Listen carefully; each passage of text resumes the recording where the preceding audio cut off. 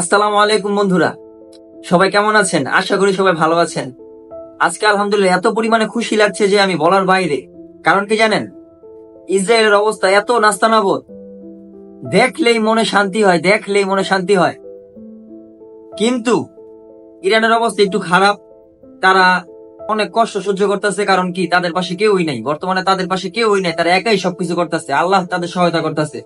কারণ ইরানের এক একটা মুসলিমের চেহারা দেখলে আল্লাহ তাআলা নুরানি নুরানি নুরানি চেহারা ভাসে। তাদেরকে দেখলেই মনে হয় তারা কেমন, তাদের মনের দিলটা তারা কেমন। কিন্তু পুরা আরব বিশ্বটা ইরানের পিছনে লাগা আছে। কারণ কি, তাদেরকে এক ঘুরে ঘুরে দিতেছে।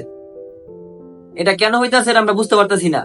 কিন্তু আল্লাহ পাক স্বয়ং ইরানদের সহায়তা করতেছে। এই জন্যই পারতাছে যে ইসরায়েলের এই অবস্থাটা করতে।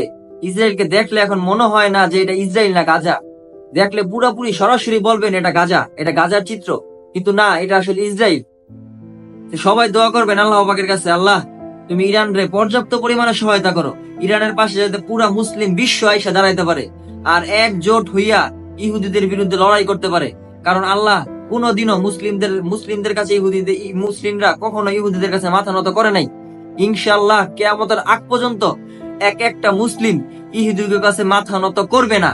আর কোনটা যুক্তরাষ্ট্র, কোনটা আমেরিকা, আর কোনটা যুক্তরাজ্য, কোনটা বুঝার টাইম নাই।